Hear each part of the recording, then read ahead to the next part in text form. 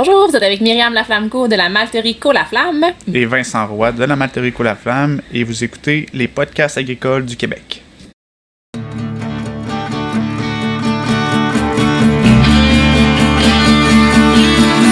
Dans les podcasts agricoles à la vie, comme à l'école, on se parle de bricoles, de choses anticoles. On se parle de tracteurs, y'a les fans, pis des menteurs. On se lève de bonne humeur, pis on compte pas nos heures. Christian Dionne est là. Agricole, agricole, agricole, agricole, agricole, agricole, agricole. Bienvenue dans le podcast agricole du Québec avec Christian Dionne.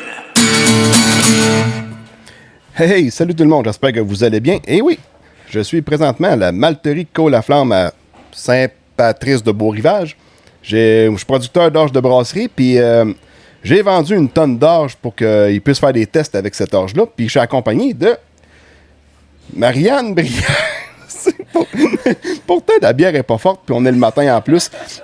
Marianne, salut Marianne. Salut Christian. Ça va bien? Ben oui, toi. Yes, puis on a même accompagné de mon gars Louis parce qu'il n'y a plus d'école présentement à l'enregistrement. Donc, dans le fond, Marianne, on s'est rencontrés quelque part, puis elle est embarquée avec moi pour venir livrer ça. Dans le fond, c'est la première fois qu'on se rencontre là, pour... En vrai. En vrai de En vrai. vrai de vrai. Ça fait une secousse qu'on fait des podcasts ensemble, mais on s'était jamais vu. On s'était dit bonjour une fois parce que j'ai eu affaire, comme à la dernière minute, où ce que tu habites à Kings FR. Donc, j'étais allé te faire un petit coucou, puis ensuite de ça, bon, ben, je suis reparti. Je n'étais pas resté tellement longtemps parce que j'étais attendu chez nous. Donc, là, je suis accompagné aussi de Myriam Laflamme-Co et de Vincent de la malterie Co-La-Flamme. Salut! Salut! Hey, je suis bien content d'être avec vous autres aujourd'hui. Nous aussi. Marianne, jamais tu as des questions, tu te gênes pas, hein? En plein ça. Là, il y en a 4 micros d'allumés. Ça sonne un petit peu écho dans mes écouteurs, mais on va y aller pareil comme ça. Hey, pour commencer, vous allez vous présenter qui vous êtes. Après ça, on va faire un bref historique de la ferme, mettons, puis de la malterie, puis après ça, c'est devenu une malterie. Vous allez nous expliquer un peu c'est quoi, puis après ça, on va parler de ce que vous faites ici, des procédés, des céréales, puis tout. Là, on va décortiquer un peu tout ça. Super. Je vais y aller, Myriam Laflamme-Co. En fait, je suis la fille du fondateur Normand Co. Je suis à la malterie depuis peu, là, depuis 3 mois. J'étais avant en direction des ressources humaines par développement organisationnel, puis j'ai décidé de joindre l'équipe parce qu'on a un beau projet entre les mains. Fait que j'ai accepté de joindre l'équipe. Et ici, mon rôle actuellement, je m'appelle la tisseuse de liens. En fait, je développe des partenariats. Là, on est en train de regarder pour des nouveaux partenaires agricoles, pour notre approvisionnement. On a aussi un banc test qu'on développe, fait qu'on va en parler tout à l'heure dans les projets, là, mais il y a ces points-là. Puis aussi, j'ai ma petite entreprise L'Insolite là, qui travaille avec les brasseurs et qui travaille avec la malterie. Yes, le site internet, c'est l'insolite.ca. CA, exactement. OK. Merci. Il n'y a pas d'apostrophe. Non, exact. Tout d'une traite. Yes. Puis moi, c'est Vincent Roy. Je travaille pour la malterie depuis 3 ans. Un background en administration, fait que ça n'a vraiment pas rapport. Mais je suis dans le monde brassicole depuis près 6 ans. J'ai travaillé chez des gros joueurs. Puis mon frère a parti aussi un dépanneur de bière de micro quand j'étais à l'université. J'ai parti ça. Je travaillais pour lui quand il a parti ça. Fait que, donc légalement, depuis 18 ans, depuis que j'ai 18 ans, j'aime beaucoup les bières de micro. On va dire ça comme ça. Je brasse de la bière maison, puis c'est comme ça que j'ai connu la malterie.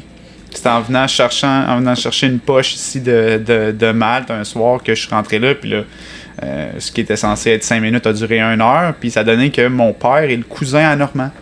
Fait que ça, quand je suis rentré dans la place, Normand il a comme pris 2 minutes. Là, puis il avait l'impression de retourner en enfance. Là, fait que de voir, je ressemble comme mon père comme 2 gouttes d'eau. OK. Fait que là, on a visité ça. Puis on a fait en aiguille. Ben là, lui il venait de recevoir un système de brassage de par sa femme à Noël. Fait que là, je suis venu l'aider à faire la première bière ici. Puis après ça, on a continué nos relations. Puis il m'a demandé de venir l'aider ici. Là. Fait que ça, c'est là 3 ans. OK. C'est le fun, ça. Puis, tu sais, ton bac, t'as fait un cours en administration, tu travaillais en administration. Ben, je travaillais en opération. C'était un bac en chaîne d'approvisionnement.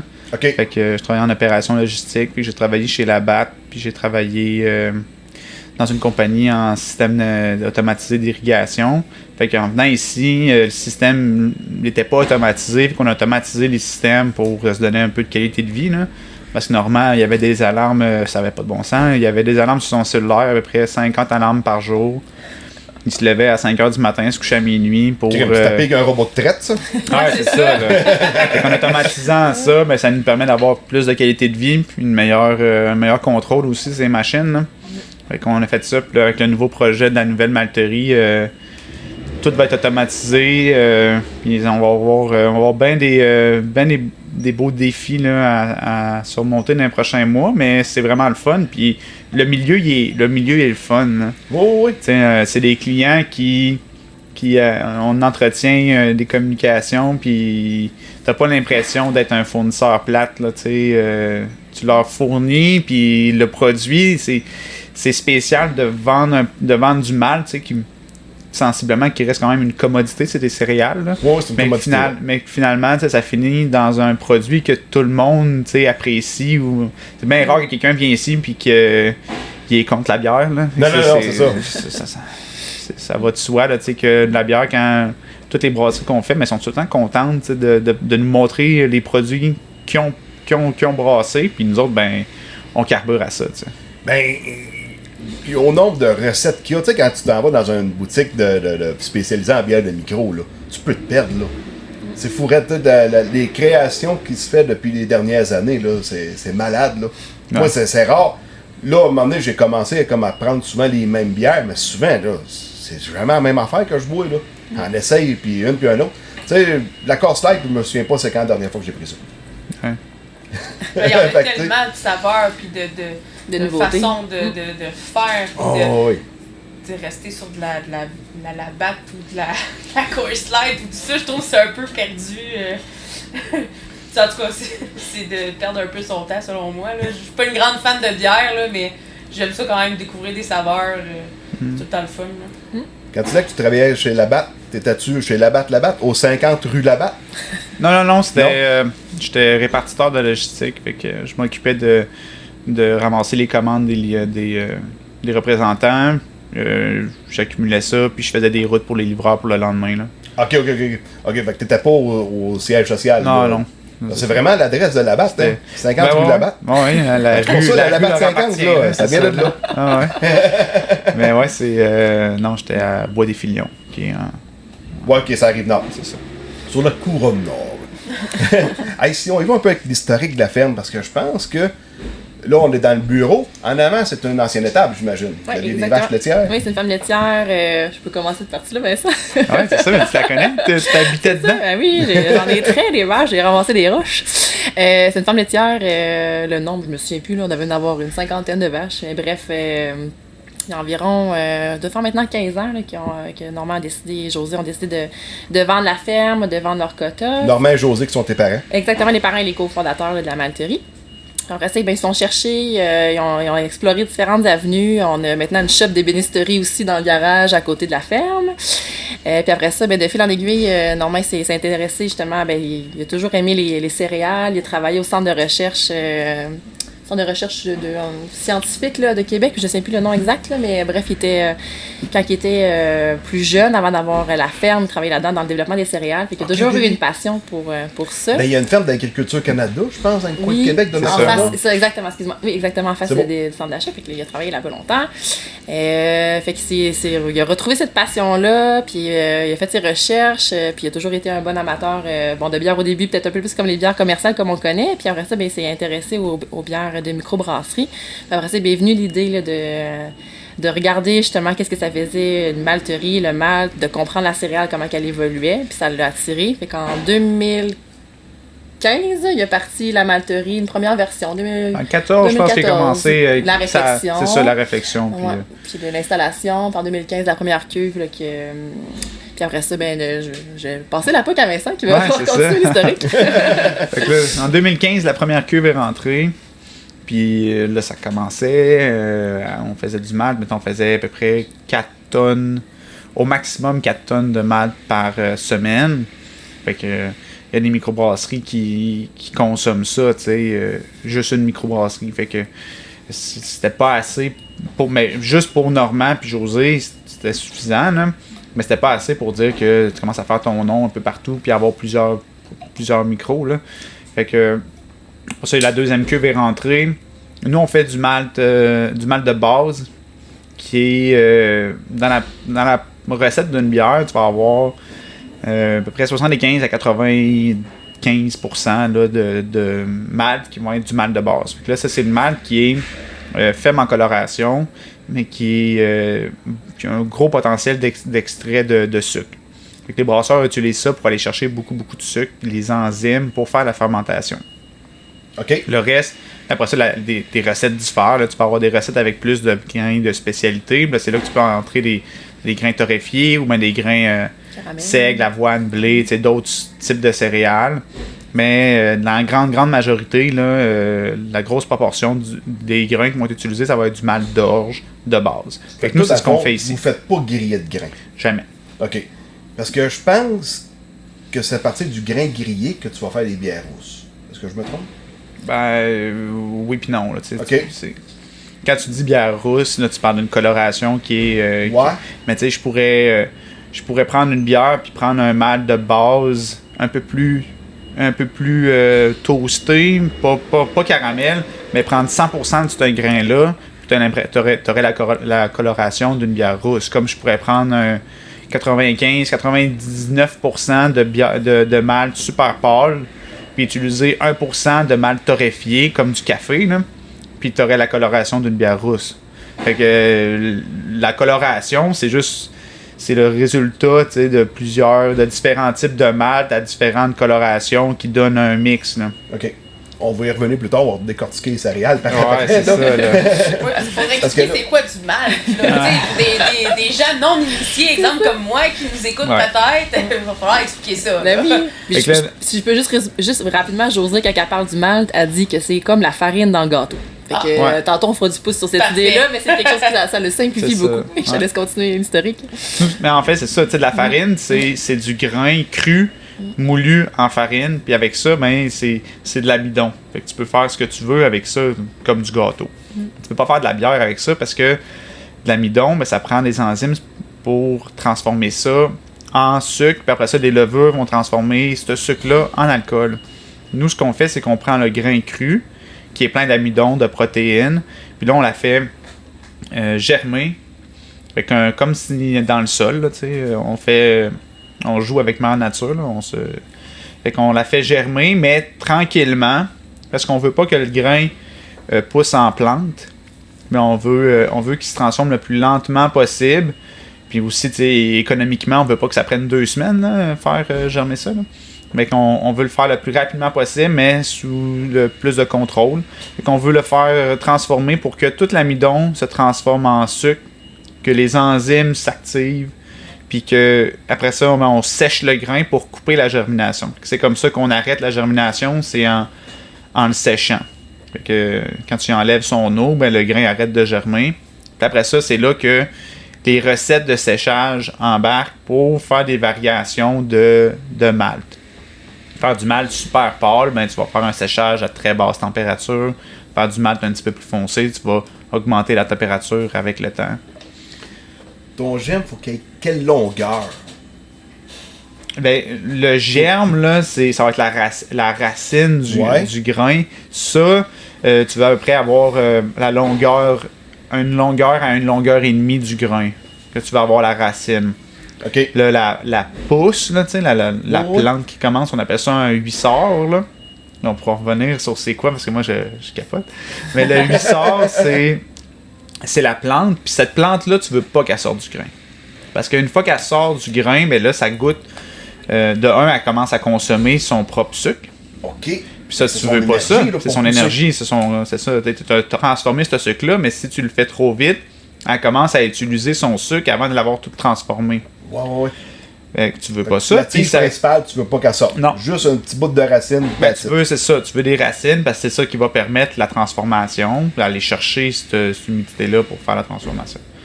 Mais ce huissard-là, la plante, si elle sort trop, le grain va commencer à goûter c'est le DMS, là, mais ça va commencer à goûter le chou un peu. Là. Puis, connais-tu une bière au chou, ça, aux tablettes?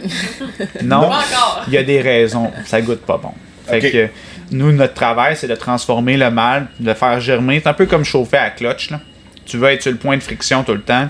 Fait que faut pas que le grain germe trop, faut pas qu'il germe pas assez, mais tu le maintiens tout le temps sur ce point de friction-là.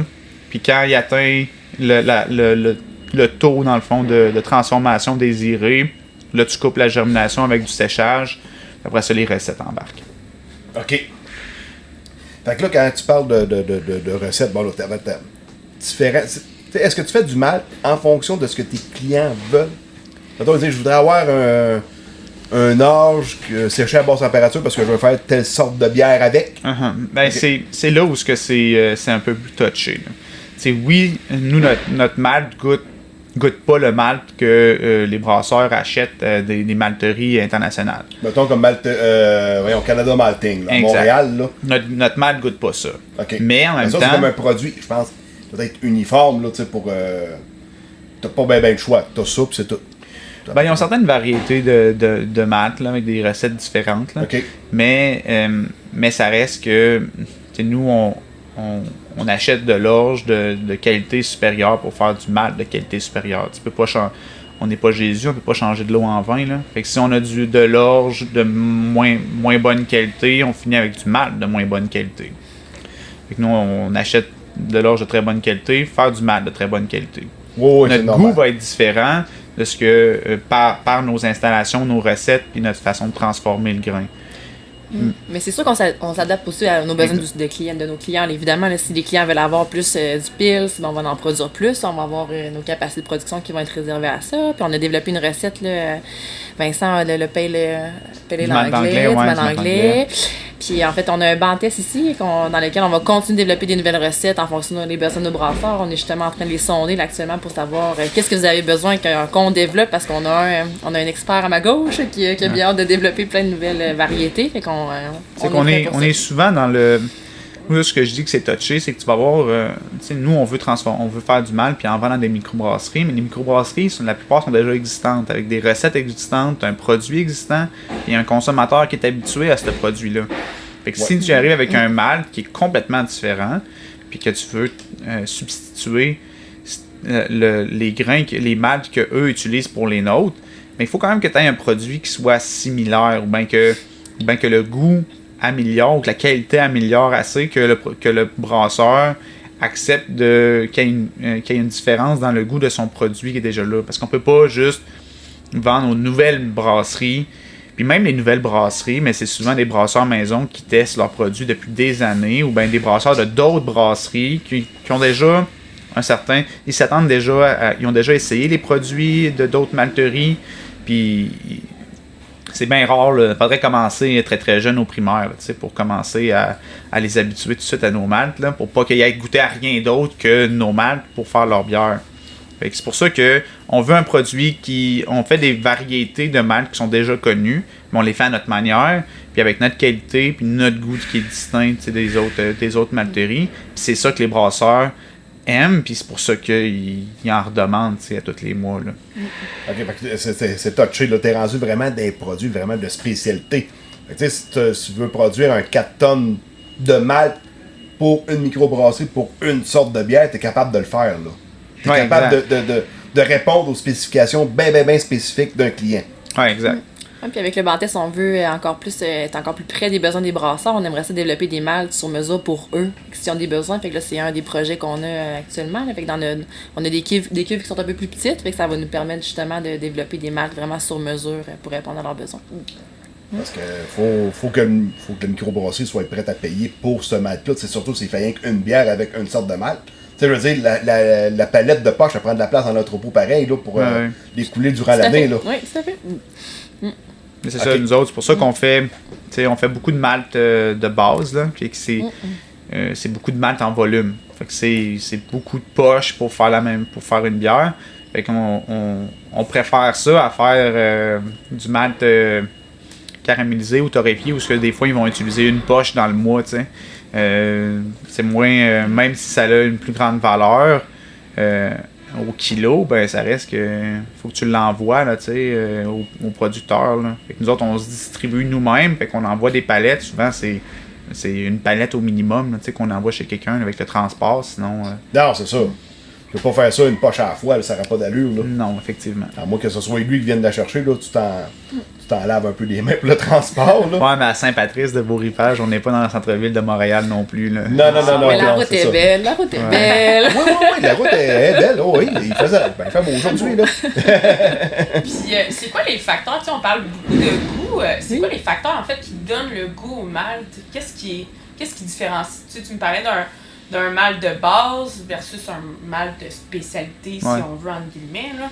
J'utilise les bons termes. C'est quoi, en fait, la différence entre les deux? Est-ce que c'est la variété d'orge utilisée? Est-ce que c'est le terroir? Des fois, dans certains produits, où est-ce que ça pousse, ça donne des goûts différents? À part vos recettes, de la manière que tu choisis de caraméliser ou pas, c'est quoi qui est... Ben là, on parle de malt depuis tantôt, puis il faut préciser que quand on dit malt, on parle de malt d'orge. Là. Ouais.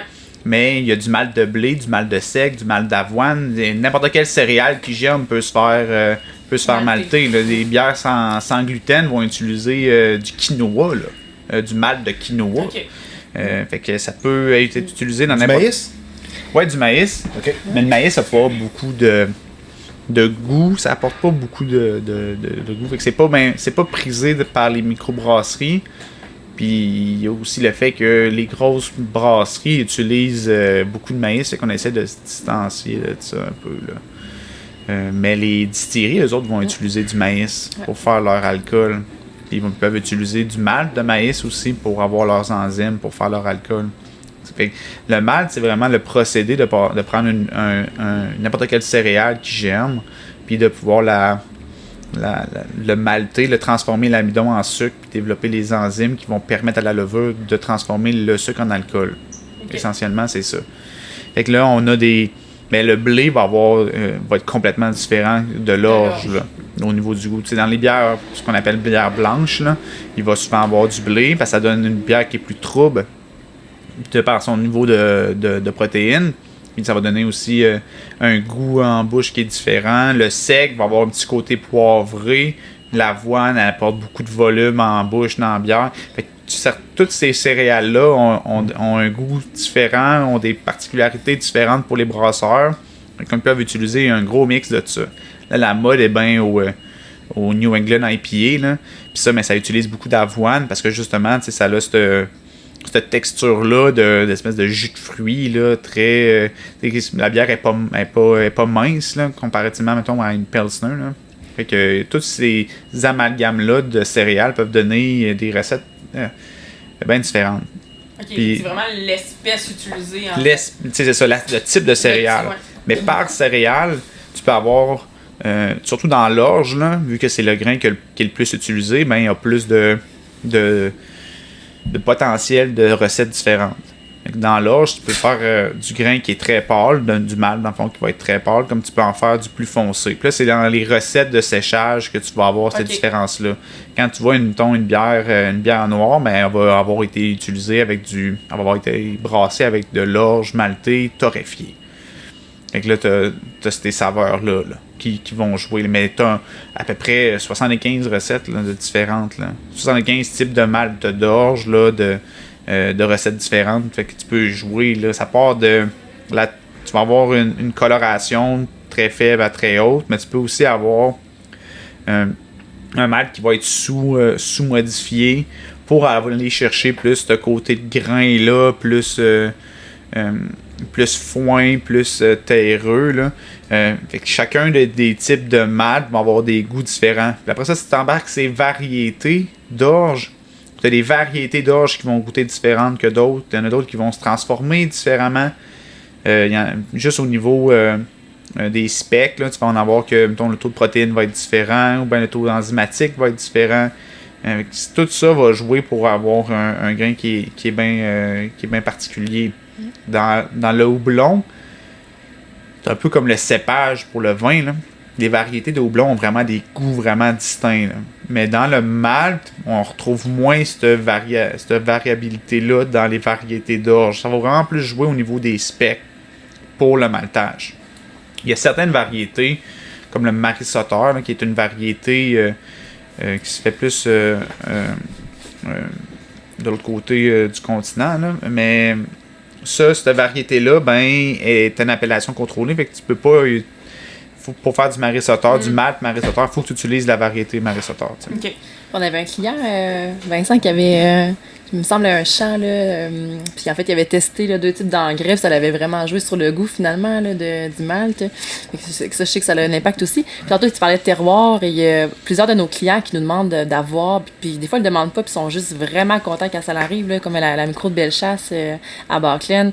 On leur envoie du malt qui a été produit, des céréales qui ont été produites dans Bellechasse. Fait que c'est sûr que les brasseurs ont cette fierté-là aussi de pouvoir brasser leur terre, là, finalement. Là, fait que ça, on fait attention aussi à ça, à ramener les céréales qui ont été produites sur les mêmes territoires. Là, on en produit un peu ici de l'orge, mais on n'en produit pas assez pour toute la production qu'on fait. Qu'on en achète partout au Québec. Fait qu'on, c'est ça, on se ramasse à acheter du grain qui, des fois, peut être retourné à peu près 10 km là, de la brasserie. Là, que les brasseries sont fous comme la merde. Je sais que j'avais parlé cet été, moi je suis producteur d'orge de brasserie, puis aussi de blé de semence pour Semican. Puis il m'avait dit que dans la dernière année, avec la pandémie, quand ils ont tout fermé, il s'est vendu pas mal. Tu sais, vu que les arénas, les restaurants étaient fermés, c'est ça, il s'est vendu pas mal moins de bières en fût. Souvent, les bières en fût, bon, c'est de la Budweiser, la commerciale. De bières commerciales. Et là, il dit, le marché s'est vraiment transformé. On s'est mis à vendre beaucoup plus de stock, mettons, chez Malterie qu'au Laflamme, entre autres. Fait que, tu sais, ça a fait changer le marché. Fait que, tu sais, vous autres, ça doit être popé pas mal, j'imagine, avec la dernière année, avec la pandémie. Ben oui, vraiment, puis d'où l'agrandissement. Là. Tantôt, on a commencé avec une première cuve, après ça, on a 2 autres nouvelles cuves qui sont ajoutées là, au fil des années. Puis là, cette année, en fait, on a notre nouvelle cuve fusée, le drone, qui est de Drum, qui va partir sous peu. Là. L'équipe d'Hydro-Québec qui est là, mais là, en fait, avec les agrandissements qu'on a fait, en fait, on va tripler la production, là, notre capacité de production. On a doublé notre superficie. Fait que oui, il y a vraiment eu une belle effervescence là, pour les produits de microbrasserie, puis aussi pour les distilleries. Ça trouve Vincent en parlait là, de justement le malt peut être utilisé dans les alcools fortes. Puis on a quand même plusieurs clients également dans ce domaine-là. Puis tantôt, on parlait de producteurs, je m'excuse, je fais ma petite plug. Le 13 janvier, on fait une porte ouverte parce qu'on cherche des producteurs qui sont intéressés ou intrigués par la culture d'orge brassicole. Puis en fait, on veut leur montrer un peu ça ressemble à quoi une malterie, puis qu'est-ce qu'on fait avec vos produits. C'est super intéressant de comprendre le procédé. Puis il y en manque des producteurs d'orge au Québec dans le conventionnel et le bio. Alors voilà, la petite plug est faite. Bon, ben là, il va falloir que je planifie mes dates en conséquence de cette plug-là. Hey, quand on parle d'orge, souvent, là, l'orge de brasserie, c'est de l'orge 2 rangs. Ouais. Pourquoi l'orge 2 rangs versus la 6 rangs? Y a-t-il une particularité? J'imagine que oui, là. Ça en fait plus beaucoup d'orge 6 rangs au Québec. Là. Ben, c'est de l'animal, là, l'orge 6 rangs. Parce que si tu regardes, mettons, dans les variétés offertes, t'as beaucoup plus d'orge 6 rangs que de la 2 rangs. Souvent, la 2 rangs, tu vas avoir pas mal plus une partie brassicole, un petit peu de feed, mais pas tant que ça, mais... Ben, nous, dans l'orge brassicole, on n'a jamais essayé de la 6 rangs. Je sais que ça se faisait beaucoup plus avant. Peut-être, ça, je sais pas. Puis c'est pas des variétés. Mais au Québec, c'est que le temps de récolte est plus petit. Là. Fait que réussir à obtenir du gros grain qui est bon pour la malterie, ça semble être plus facile dans le 2 rangs, mais peut-être que je m'avance là. Ouais, ben, le 2 rangs, le rendement, il est bon, mais le grain, il est gros. Fait que c'est sûr que l'orge 6 rangs, j'en ai jamais fait de l'orge 6 rangs. J'imagine, c'est un rendement similaire avec un orge 6 rangs, c'est parce que les grains sont plus petits. J'imagine. Peut-être, là, mais c'est ça, les variétés d'orge brassicole qu'on a vues, c'est beaucoup dans le 2 rangs. Ouais. Puis je pense que tous les semenciers présentement travaillent aussi pour des variétés de 2 rangs. On délaisse un peu le 6 rangs là, depuis plusieurs années. Là. Oui, ben, c'est quasiment de la 2 rangs à cette heure pour la malterie. Là, tu regardes, bon, tu vas avoir des producteurs qui pourraient produire pour vous autres. Ouais. J'imagine qu'il va y avoir des variétés que vous allez préférer par rapport à d'autres. Ben, ça va. Je vous dirais que ça dépend vraiment plus du producteur que de nous. Okay. Nous, on a des specs à rencontrer. Puis on veut pas. on manque assez d'orge au Québec qu'on veut pas commencer à refuser des variétés juste parce qu'on travaille moins avec ça. Avec le banc test, nous autres, on a toujours moyen de tester la variété. Puis une fois qu'on l'a fait, c'est fait, là, on est capable de la travailler. Nous, ce qu'on veut, c'est que le grain il soit beau, puis qu'il classe, puis qu'il soit gros, qu'il n'y ait pas de maladie, qu'il germe beaucoup, pas de pré-germination, une belle grosseur, un taux de protéines entre 8,5 et 12,5, un taux d'humidité bas. Je pense qu'on est assez demandant à la base. Là. Fait que, quand tu fais un contrat avec ce Mican, c'est ça qui est écrit dans le contrat. C'est exactement, c'est ça. Bon, oui. Parce que la pré-germination, le problème et l'avantage en même temps de l'orge de brasserie, c'est parce que c'est facile à germer. Fait que c'est facile aussi si l'orge est mûre dans le champ, puis qu'il tombe une pluie, elle germe sur l'épi. Ben oui. Et voilà, c'est fait, tu viens de perdre ton année. C'est pour ça qu'on en même temps, on veut pas avoir. Si on a juste de l'orge qui a une grosse dormance, contrairement, mettons, à l'orge Synergie, là, qui est vendue par Semican, qui est une excellente orge de brasserie, elle n'a pas de dormance. Fait que justement, elle est plus propice à la pré-germination. Fait que s'il y a un producteur, c'est quelque chose qu'il a déjà expérimenté dans le passé, puis que c'était problématique pour lui, la pré-germination, ben je conseillerais pas la Synergie, là, à cause de ça. Parce que là, quand on parle de dormance, il faut qu'elle aille geler avant de germer. Exact. OK. Parce que ça, comme la Synergie, moi, c'est de la connecte que je fais de ce Mican à germer sur l'épi. Fait qu'elle germe sans avoir été gelée. C'est ça. Puis souvent, du blé, c'est pas rare que du blé, ça va germer sur l'épi si au temps de la récolte, ça devient bien humide. Ouais. Fait que du blé, ça doit pas avoir grande dormance, ça non plus. Parce que souvent, on va reprendre du blé pour en faire un engrais vert avec. Ouais. Fait que là, si tu prends un orge, mettons, qui doit geler avant, tu pourras pas prendre ton fond de silo puis le ressemer, par exemple, pour faire un engrais vert.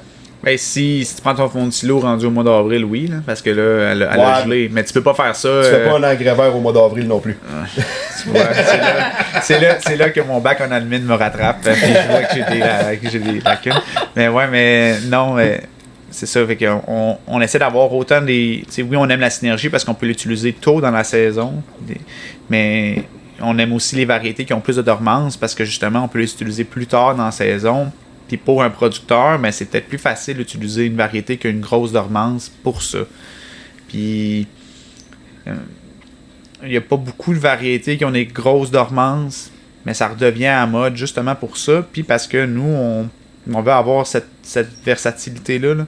On veut être capable d'avoir du grain avec dormance, du grain pas de dormance, puis réussir à entreposer convenablement l'orge pour qu'elle soit de belle qualité, même rendue au printemps puis à l'été. OK. Tu étales ta production, dans le fond, avec... Nous, on produit 365 jours par année. Là. Fait que c'est... On a besoin de... Tout le temps. Tout le temps. Fait que quand on est rendu en août, ben on utilise encore de l'orge de l'année passée. Fait qu'on a hâte que l'orge sans dormance arrive pour pouvoir utiliser de la nouvelle orge. Mais on pourrait pas utiliser un orge avec une grosse dormance avant décembre, janvier, à cause de ça. OK.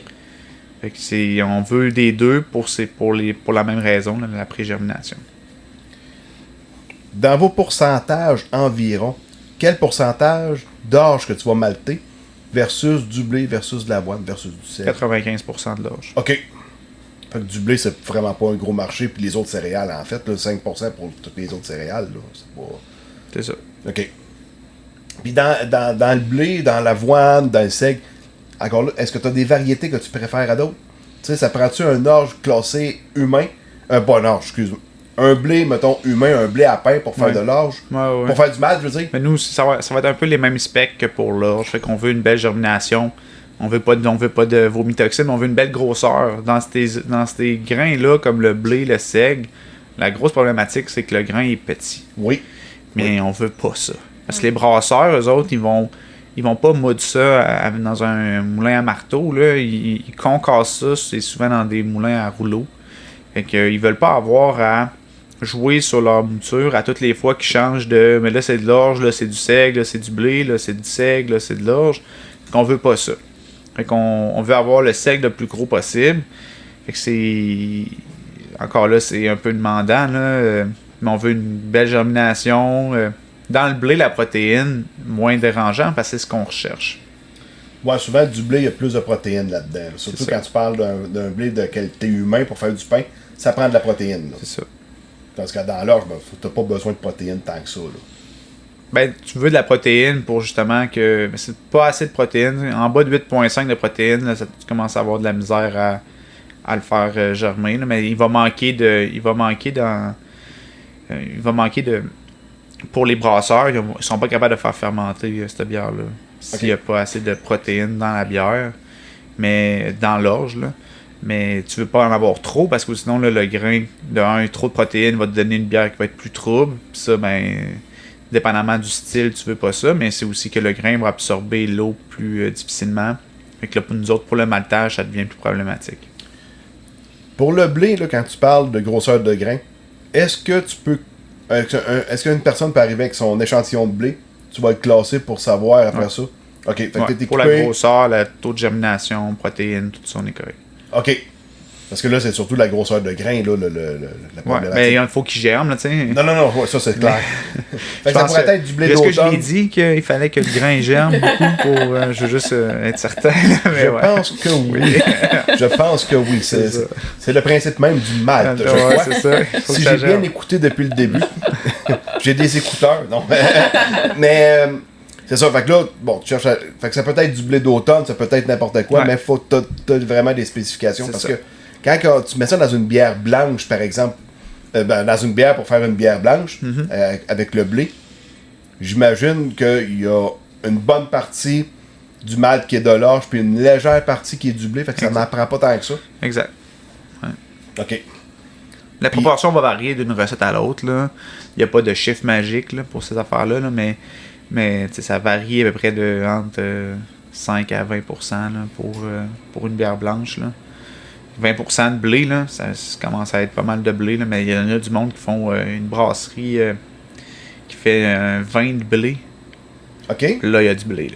Là-dedans, là, il y en a, là, tu vois plus à travers ta bière. Là. Elle est vraiment brouillée. Ouais, vraiment.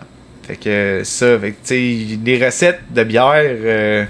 Si c'était déjà préformaté, ça serait pas aussi innovant, puis ça serait pas aussi, les brasseurs aiment ça pouvoir créer leur propre recette, puis pas avoir à se fier à, mais là si je veux faire telle bière, faut que je sois exactement entre ça puis ça, puis fait que tu peux avoir des IPA qui vont être vraiment différentes qu'une autre d'autres brasseries, ça va être le même style de bière, mais la recette va être complètement différente, puis c'est correct comme ça. Ah, ben c'est cool. Puis, bon, le seigle, souvent, c'est du seigle d'automne qui se récolte au Québec. Puis de l'avoine, de l'avoine d'automne, ça n'existe pas, là, mais souvent, de l'avoine, elle va chez Quaker, ça fait de même. Ouais. Nous, on veut de l'avoine qui est... présentement, ce qu'on fait, c'est de l'avoine qui est déjà avec l'écaille, là, qui a encore son... pas de l'avoine nue, là. Pas de l'avoine nue, okay. Ouais, c'est ça, exact. C'est de l'avoine conventionnelle, exact. OK. Ou biologique, là. T'sais, nous autres, on fait 50% à peu près de notre production est biologique. Ah ouais, OK. Ouais, de malt, là. Puis faites-vous aussi du haut statut, mettons, le mi-chemin entre le bio puis le non-bio, le conventionnel? Ben, on en achète des fois, là, mais c'est bien difficile parce que faut que tu amènes, pour que ça ait une valeur ajoutée, ce statut-là, ben, il faut que le brasseur, il faut que nous, on valorise ça, il faut que le brasseur le valorise, puis il faut que le client le comprenne, puis qu'il comprenne ça, tu sais. Fait que là, c'est beaucoup d'étapes de communication pour faire une bière, mettons, qu'on va peut-être avoir plus de misère à avoir un approvisionnement qui va être constant au niveau de l'année. Déjà là, en ayant conventionnel et biologique, chaque malt qu'on fait, chaque variété de malt qu'on fait, on l'en double. Fait que d'avoir une autre variété, puis pouvoir faire toutes les variétés qu'on fait avec un orge qui est entre les deux, ben là, c'est 3 fois là, les mêmes variétés. Là. Ouais, parce qu'il y en a un qui m'avait parlé de ça. Il dit, moi, j'ai fait du haut statut. Je peux mettre de l'engrais, mais je mets aucun pesticide dessus. Mais là, tu sais, s'il n'y a pas plus cher pour, tu sais, puis là, tu viens comme dans un marché qui est un peu saturé, ça donne vraiment de quoi, tu sais. T'es pas bio pis t'es pas conventionnel. Là, non, c'est ça. Ouais, quand tu fais de la transition, mais là, lui, de la manière qu'il me parlait, ce producteur-là, il mettait quand même de l'engrais dedans. Ouais, non, en fait, il n'y avait pas l'intention de faire la transition, c'était parce que je comprends. Non. Non, c'est comme du haut statut. C'est sûr qu'il m'avait appelé, là, qu'il avait appelé ça de même, là, comme un haut statut. Fait que oui, ça existe, tu sais. Ce qui est plus à la mode, là, je te dirais, c'est des brasseries qui vont utiliser de l'orge bio, sans être nécessairement certifiés bio, eux autres, de leur côté, mais ils peuvent quand même dire que dans les ingrédients, il y a du malt bio. Ouais. Fait que là, après ça, avec la taille de ta police, ben, tu peux mettre ça en valeur si tu veux, tu sais. OK, fait qu'un producteur biologique, il peut vous le vendre, puis en fait, la certification, c'est comme vous qui la fournissez. Nous, on est certifiés. À la brasserie après qui fait sa bière. Puis elle n'a pas nécessairement besoin d'être certifiée pour dire qu'elle utilise du malt bio. C'est ça, OK. Mais ça veut dire que sa bière est bio, là, oui, elle doit être certifiée. Là. OK. Fait que peut servir comme levier de vous autres, en fait. Là. Ils utilisent un peu comme le duo-statut que tu appelais, qui est l'entre-deux. Ben, ils ont cette valeur ajoutée là, mais ils le font dans le bio au lieu de le faire dans le duo-statut. OK. Parce que là, s'il fait de la bière bio, il faut que tout le procédé soit certifié biologique, ça veut dire les audits à chaque année avec mais c'est pas là. nécessairement la paperasse, je pense, qui les freine plus que l'approvisionnement en houblon biologique. Parce que là, la grosse mode est aux bières houblonnées, puis là, tu vas avoir plein de nouveaux houblons, puis si tu te limites aux houblons bio, ben tu te limites à une grosse, à une bonne partie de l'approvisionnement.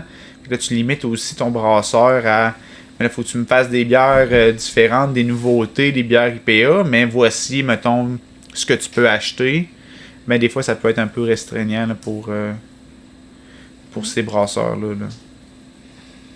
Parce que il y avait une bière que j'avais achetée l'été passé, le Freak Podcast avec Kalka. Oui. Il y avait une bière biologique. Oui, c'est fait avec le collectif Brassicole. Ouais, c'était de la Sequoia de la brasserie Vagabond. Exact. Oui. Parce que je la trouvais chère. Là. OK, marqué orge bio. Pis OK, c'est bon. On vient de comprendre pourquoi elle est plus chère. Là. Ceci explique cela. Vous autres, ici, vous êtes. C'est-tu EcoSail Canada qui. Ouais. OK. Parce qu'on est dans le sirop d'érable, nous autres, puis c'est pareil. Là, Il n'y a aucune différence. Dans notre transformation, nous autres, il n'y a pas. On n'a pas d'intrants différents. Non. Fait que c'est vraiment juste la transformation. Nous autres, il n'y a pas de produits chimiques qu'on ajoute dans le malt. C'est un processus physique. Là. Exact. Fait que c'est vraiment une question de nettoyage entre une batch de conventionnel et de biologique. Mais nos cuves étant en stainless, puis on nettoie ça entre chaque batch, puis tout se fait bien. Là, puis, OK. Ouais. Entre les deux batchs, quand tu passes du conventionnel au bio, est-ce qu'il faut que tu peux utiliser un savon, un acide ou quoi que ce soit? Oui, il y a des savons qui sont biologiques. Ouais. OK, c'est beau. On les utilise même quand on fait 2 batchs de conventionnel. On va laver pareil entre les deux batchs avec le même savon biologique. Là. On n'a pas de... T'as pas 4 sortes de savon. Là. On travaille pas différemment si c'est dans le conventionnel que si c'est dans le bio. Là. La seule différence va vraiment être l'intrant. L'orge va être biologique. Puis c'est la seule différence. Là. C'est comme nous autres, on l'est dans le sirop d'érable biologique. Mais tu sais, il n'y a pas de différence, là, Un arbre, c'est bio, je pense. Hein? Ben, c'est ça, on met pas d'engrais, puis on se somme pas à chaque année, on met pas de pesticides, là, on rentre pas terre à bois, là. Fait que, mais tu sais, on avait, mettons, là, ça, il y a un savon qui est comme approuvé, là, du vinaigre de glace, là. Mais, du vinaigre glacial, en tout cas. Mais sinon, pas d'acide quand on lave les pannes. Donc on y va gros à l'huile de bras, mettons. Là. Ah ouais. Mais on découvre des trucs parce que nous autres, dans le sirop, quand on bouille, ça colle, il y a de la pierre. Ouais. Fait que là, un tuyau de cope, ça graffine pas le stainless. On l'a essayé, c'est vrai. Parce que des fois, ça colle, mais là, il faut frotter un peu plus fort. Ah ouais. Good. Si quelqu'un veut que des céréales dans le silo, est-ce que vous achetez ça, mettons, à l'automne ou ben non, quelqu'un peut vous livrer une vente de temps en temps ou Ben, depuis cette année, c'est différent. Là. Avant, on avait 2 silos. Un silo biologique, un silo conventionnel.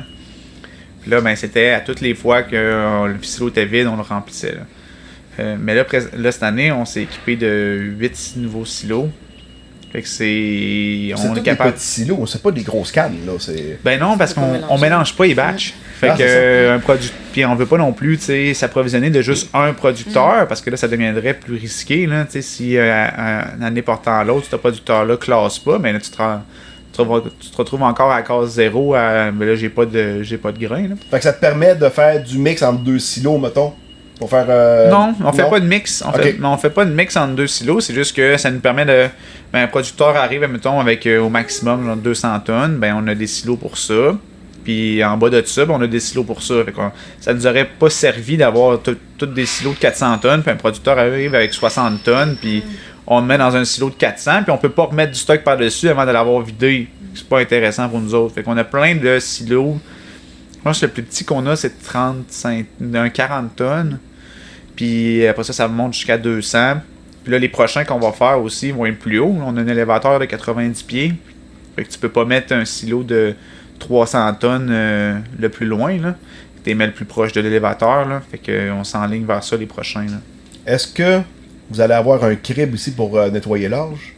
C'est le plan, là. C'est le plan, ok. C'est le plan. Parce que moi, l'orge que je vous ai amené, ben là, vu que vous n'aviez pas de crib, il a fallu que je la fasse cribler. Ouais, c'est en ce moment, c'est ce qu'on fait, là. On la fait cribler chez des sous-traitants là, qui cribent pour nous autres. Parce qu'on veut on veut de l'orge, tu sais, une fois criblée, il faut qu'elle soit de la qualité semence 3A, là. Oui, non, c'est sûr. Fait qu'il faut qu'on peut pas juste dire qu'on la pré-nettoie puis c'est assez, là. Il faut qu'elle soit exempte d'impuretés, exempte de d'autres grains. Fait que c'est assez demandant, là, comme. Fait que là, on va s'équiper pour pouvoir faire ça l'été au printemps prochain. On va être équipé pour cribler. Fait que les producteurs vont pouvoir nous vendre leurs grains directement à nous, puis nous le livrer directement à nous. Puis on va pouvoir le cribler sur place, là. Ouais, c'est sûr que tu peux cribler de n'importe quoi, mais t'es peut-être pas intéressé de cribler du chou gras, là. Ouais, c'est ça, là. on veut de la belle qualité. Puis présentement, les gens qui nous font, qui criblent nos grains, là, ils font une excellente job, là. Fait que, on va continuer avec eux autres aussi, mais on veut pouvoir, si l'emplacement le permet, envoyer du grain de belle chasse, faire cribler ailleurs quand on est à côté, ben, c'est intéressant de pouvoir le recevoir nous autres direct, là. Ouais, c'est ça. Puis, une fois que ton grain il est malté puis il est séché, ouais. Est-ce que tu l'ensaches straight de même? Ou c'est moulu? Tu voudrais qu'on rajoute un peu de sprinkle dessus? Non, mais je veux dire, quand il est bien sec, ton grain, une fois que ton malt est sec, avant de l'ensacher. Avant de l'ensacher, mais il faut qu'on enlève la racine. Là, la racine, une fois qu'elle est séchée, elle est full sec, là. Fait que ça prend pas grand-chose pour qu'elle s'enlève, là, pour qu'elle se détache du grain. Fait que c'est ça qu'on fait, là. Fait que là, en le brassant, ben là, on détache le germe du grain. Okay. Après ça, on le nettoie avec un aspirateur, là. C'est un autre crible, là, qui enlève les impuretés, là, puis qui avec un vacuum, là, qui enlève ces petits germes-là, là, qui sont super volatiles, pour donner du malt qui est super propre dans le sac. Parce que ces germes-là, on les vend à des compagnies, des parcs bovins, là. Parce que c'est super bon en protéines, mais c'est pas ce que les brasseurs veulent. Puis c'est normal, là. C'est pas du mal, là. Ça reste que c'est juste du germe de protéines. Fait qu'on envoie ça à des parcs bovins, les autres sont bien contents. Puis nous autres, ben, ça nous permet d'avoir... Un parc à bœuf. Un parc à bœuf. Un parc à bœuf. Parc à bœuf. Mais bœuf, c'est bovin. Oh oui. Ça se dit pas, parc bovin? Ben, ça se dit par quelqu'un qui a travaillé en administration.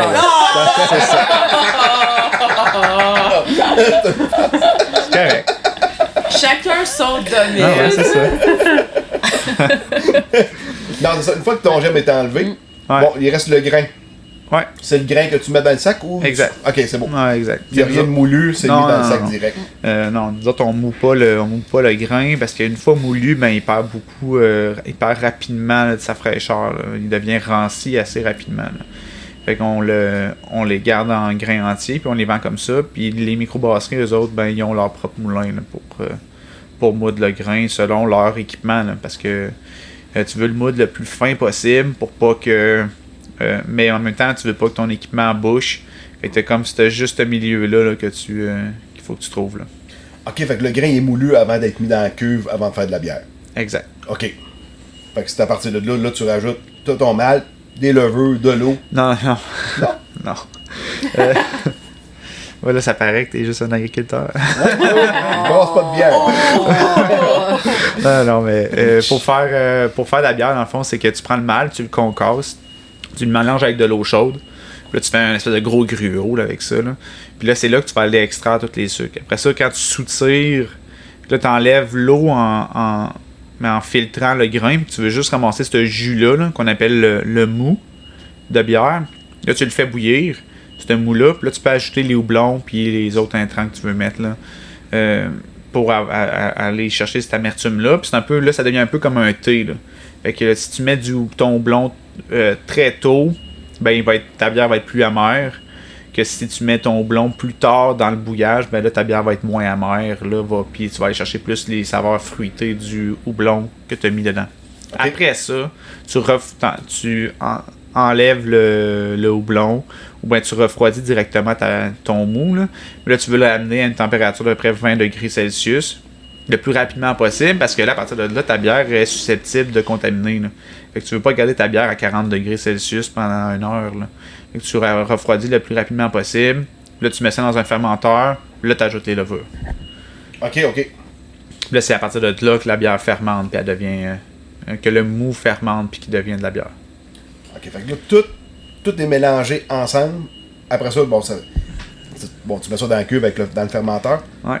Puis j'imagine que tu quoi pour brasser là-dedans? Ça s'appelle pas brasseur pour rien. Ben c'est quand tu fais ton gruau, là, quand tu fais ton malt concassé avec ton eau, c'est là que tu vas brasser là, pour aller chercher, pour que l'eau soit en contact avec le plus de parois du malt concassé là, pour aller extraire le plus de sucre possible. Ah, OK.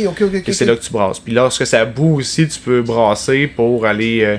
pour que les houblons aussi soient en contact avec l'eau le plus possible. Là. C'est comme ta poche de thé, là, que tu shakes un peu là, dans ton thé, là, mais tu veux que ton houblon il soit pas juste pogné dans un coin. Là.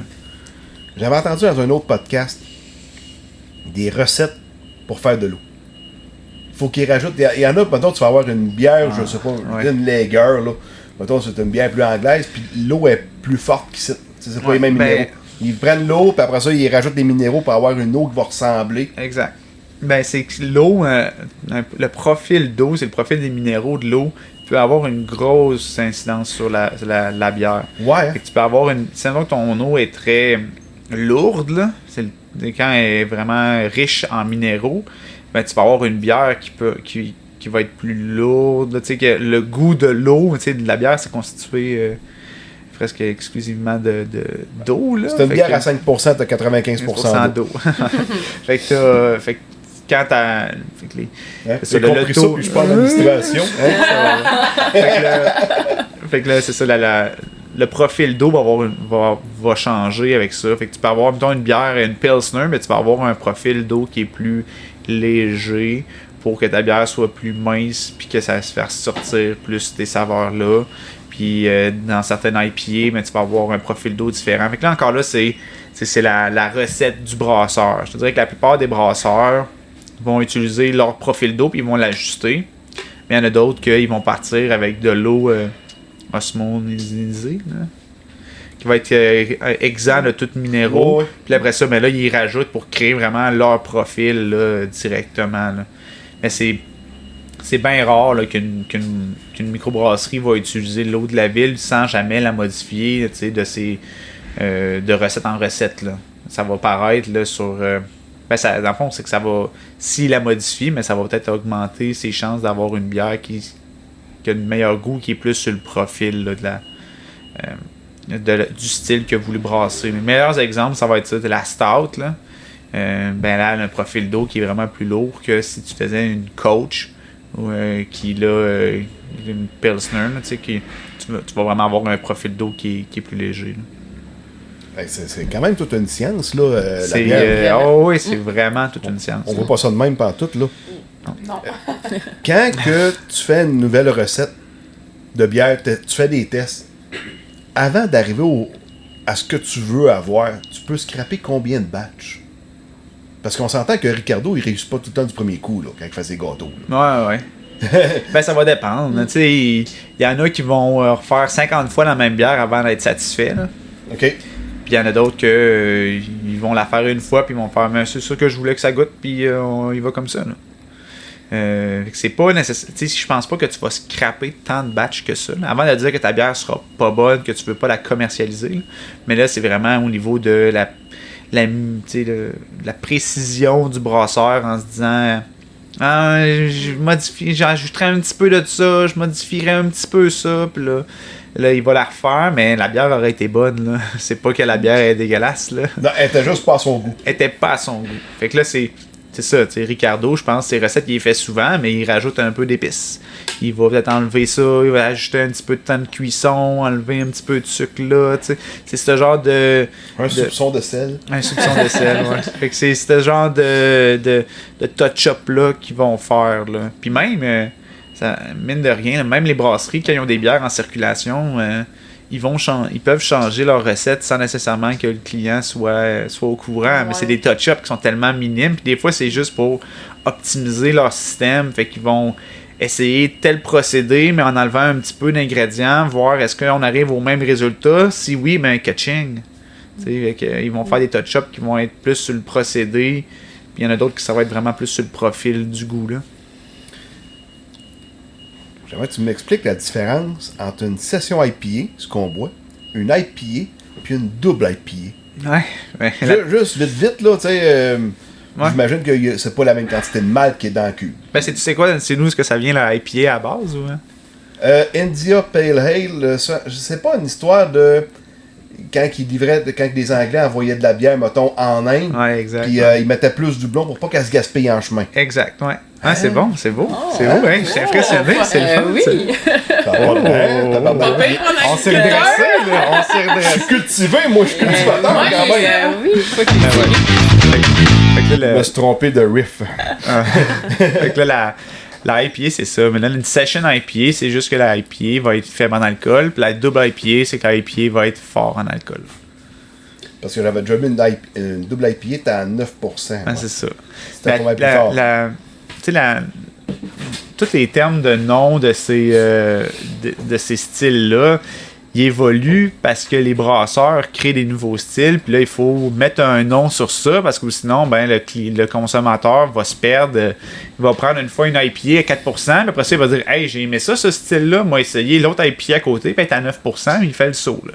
Fait que c'est pour ça que ces noms-là, c'est pas pour que les brasseurs fassent ben là, j'ai fait une session IPA, il faut absolument que ça soit ça.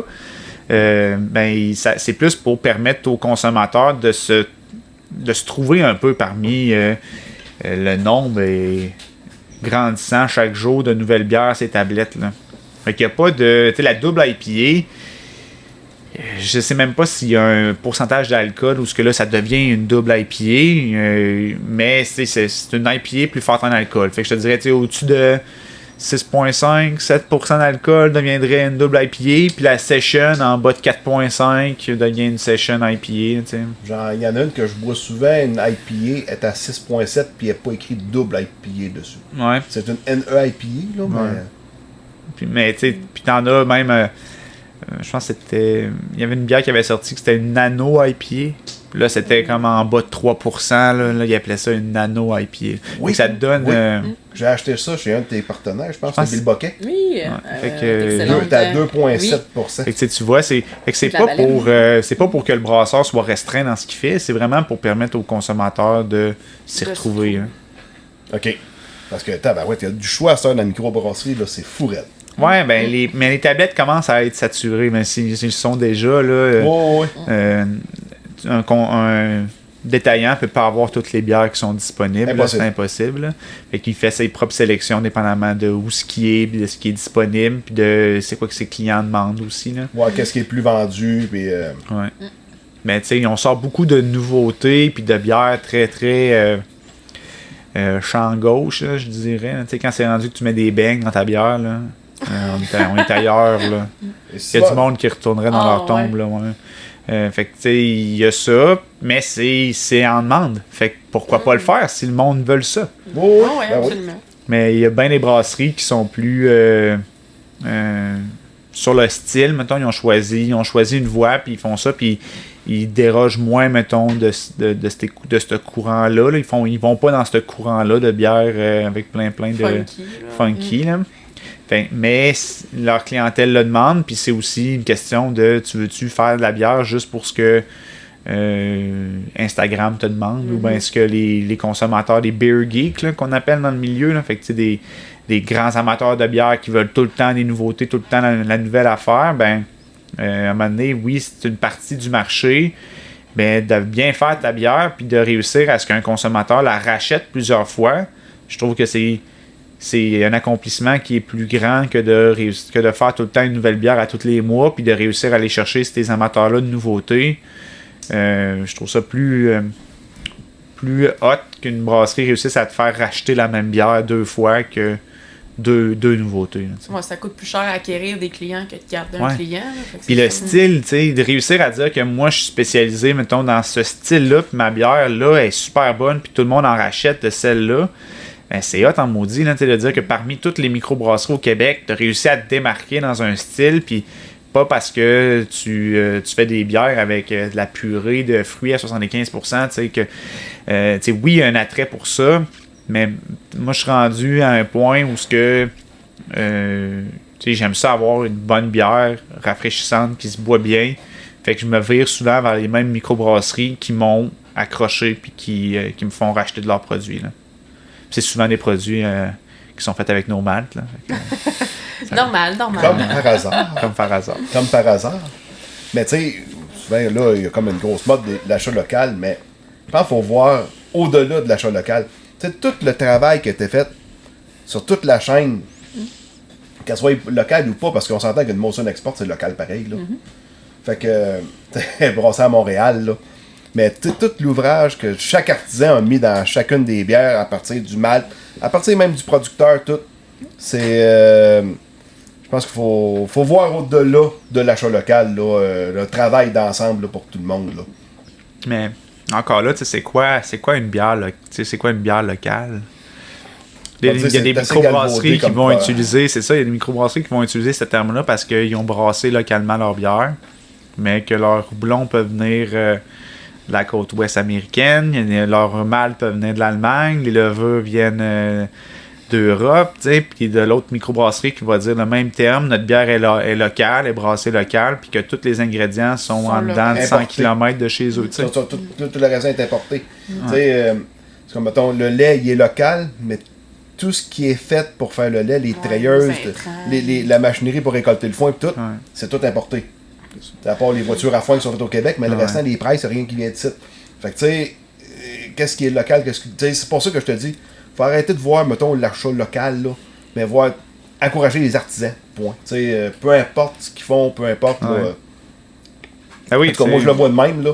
Mais oui, tu sais, nous autres, on achète le grain québécois, pas parce qu'il est québécois, parce qu'il est bon, puis c'est ce qu'on veut acheter, tu sais. Ça serait bien plus simple d'acheter des wagons d'orge de l'Ouest, parce que la stabilité, puis que le grain est vraiment plus gros, puis mais en même temps, c'est pas ce qu'on veut faire. T'sais. Nous autres, on veut transformer de l'orge québécois en malt québécois pour des bières québécoises, ou des alcools québécois. Là. Fait que moi aussi, mon orge, elle passe le test. J'aimerais ça de reproduire de cet orge-là, parce que j'ai comme pas vraiment envie de faire affaire avec un autre fournisseur. Ça fait longtemps que je travaille avec ce fournisseur-là pour la semence. Fait que moi, je serais bien heureux de pouvoir produire de l'orge pour vous autres. Là, pour, on serait bien heureux aussi. On a bien hâte de commencer à transformer ça.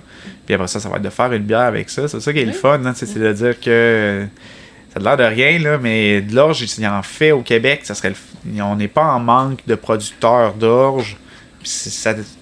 En ce moment, c'est les malteries qui... On a grandi.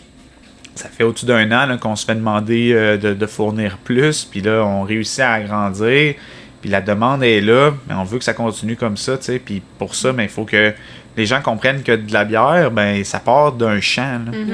Puis ça, c'est ce qu'on veut vraiment mettre de l'avant. Puis que tout le monde comprenne ça. Puis que si tout le monde porte de l'attention à ça, les brasseries n'auront pas le choix de porter une attention aussi particulière à ça. Que... Je voudrais juste mentionner aussi qu'il y a bien du monde qui ont peur présentement, là, qu'il y a du Roundup dans tout. Là. Ben, dans l'orge de brasserie, oubliez ça, on n'a pas le droit d'en mettre. Parce que le Roundup, c'est un anti-germinatif. Ouais. Fait que s'il y en a, ça ne germera pas, on ne pourra pas faire de malt. Fait que ayez pas peur avec ça. Fait que ça, c'est le point qu'il fallait que je rajoute, là. Parce que c'est vrai qu'il y a comme une folie, là. Tout le monde a peur du Roundup, là. Mais c'est pour ça, que même dans l'orge brassicole conventionnelle ou biologique, une fois qu'elle arrive ici, elle n'a pas de différence. Il ne reste pas de résidus sur l'orge conventionnelle. Là, et, le protocole pour faire de l'orge brassicole est bien strict. Là. Il est vraiment plus strict au Canada qu'aux États-Unis. Là. Eux, ils peuvent mettre des pesticides, fongicides bien plus tard dans le procédé que nous autres au Canada. Là. Fait que c'est sûr que notre orge au Québec est pas mal plus safe que ben de l'orge en Amérique du Nord. Oui. Mais tu sais, un fongicide, moi, ça fait 2 ans que j'en mets pas parce que c'est extrêmement sec. Fait que c'est moins propice aux maladies. Ouais.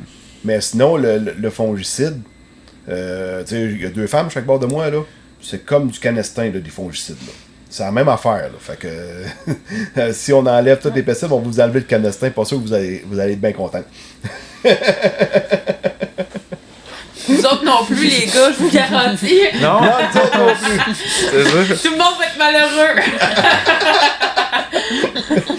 Avant de t'agorger, là. Donc, hey, non, mais c'est bien cool tout ça. 13 janvier, Oui, 13 janvier. journée porte ouverte ici à Malterie, Côte-la-Flamme. Oui, mais on doit confirmer sa présence, surtout avec les Avec la changements COVID, de la là, ouais, c'est ça, là. Wow. Vraiment, ça va être super important. Là, Myriam, MYRIAM, à commercial malteriecl.com ou sur notre page Facebook, un petit courriel, un petit message sur Messenger. Mais juste de confirmer sa présence, ça va être hyper important. Puis surtout, si on doit annuler ou si on doit modifier en considérant les contraintes pour qu'on puisse faire sur les communications. Ouais, parce que là, c'est sûr que présentement, ça regarde bien mal. T'sais. Moi, j'avais été nommé pour être animateur des journées conférences au bulletin des agriculteurs là, pour le salon de l'agriculture. Le salon est annulé, mais les conférences vont rester. Fait que là, mais en mode virtuel. Fait que ça, c'est la partie un petit peu moins amusante, je vous dis. Ouais, c'est ça. Visiter une usine en mode virtuel, c'est un petit peu moins intéressant aussi. Hein. Ça Non, accroche c'est moins. ça. Ouais. C'est ça, parce que là, tu montes pas dans l'escabeau pour aller voir dans la cuve. Là. Non, c'est ça. Donc, hey, je vous remercie énormément pour votre temps et l'explication de tout puis tout. Super intéressant, super intéressant. Si jamais il y en a qui veulent se faire brasser de la bière, Myriam aussi avec sa compagnie l'insolite.ca. OK. Parce que on va parler un petit peu de l'insolite. On va... Parce que tu fais... Bon, il y a de la bière que tu peux brasser avec des partenaires. Mais vous aviez aussi des boîtes cadeaux. Il me semble comme l'été passé, il y avait comme des boîtes avec des bières et des saucisses. Oui, les boîtes barbecue. On a fait un agencement de bières et saucisses. Puis pour Noël, on a fait des boîtes cadeaux pour les entreprises. Fait que nous, en fait, l'Insolite, on a les partenaires, plusieurs partenaires tous les partenaires qui travaillent avec la malterie Côte-la-Flamme, on leur offre la possibilité de mettre leur bière à l'image des compagnies. Fait que cette année, on avait une dizaine de partenaires brasseurs qui ont proposé une trentaine de bières au total. Puis après ça, nous, on coordonne avec les clients, avec les entreprises, qu'est-ce qu'ils veulent avoir sur leur canette comme image, comme message.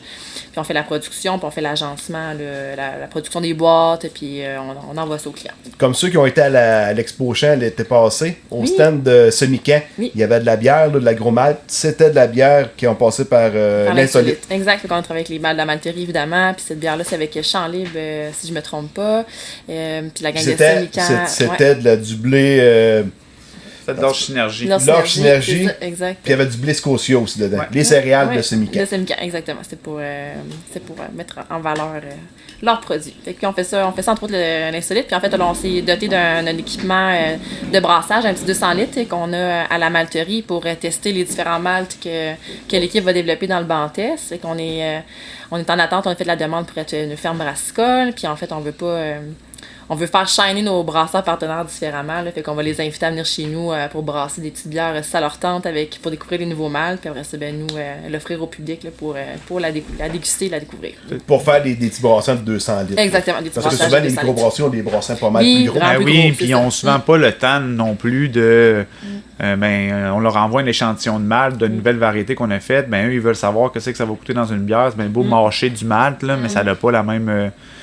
le même effet, là. Tu peux pas nécessairement faire 500 litres, puis c'est pas bon. sûr. Ben, 500 litres, c'est pas grand-chose, là. Ben, je sais pas, là, je connais pas ça. Mais c'est surtout qu'ils veulent voir que c'est que ça peut goûter, puis voir, OK, dans quelle recette je pourrais l'essayer, ou quelle recette je vais faire avec.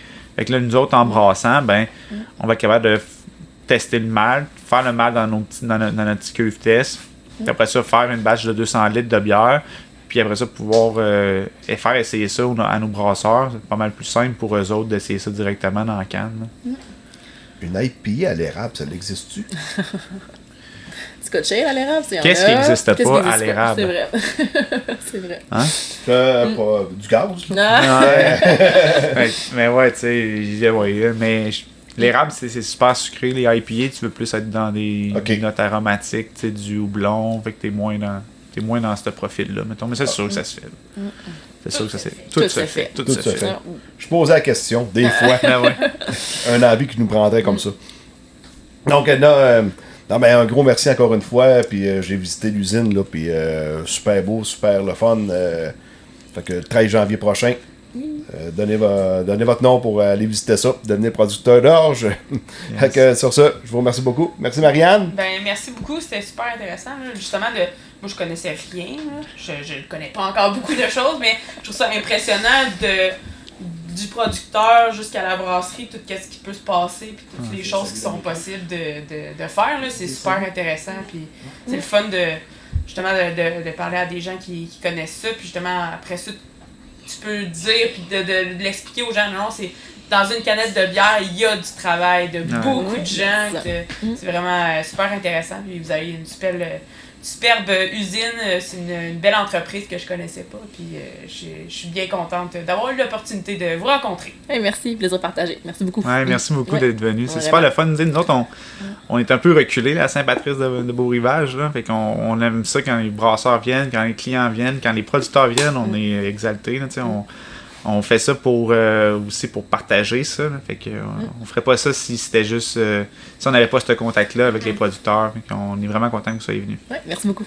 Good. Avec un gros merci. Puis pour tout le monde, partagez sur vos réseaux sociaux autant que possible. C'est ce qu'on a besoin, d'avoir un peu plus de reach sur Facebook ou quoi que ce soit. Donc sur ce, à la prochaine. Merci beaucoup. Bye bye.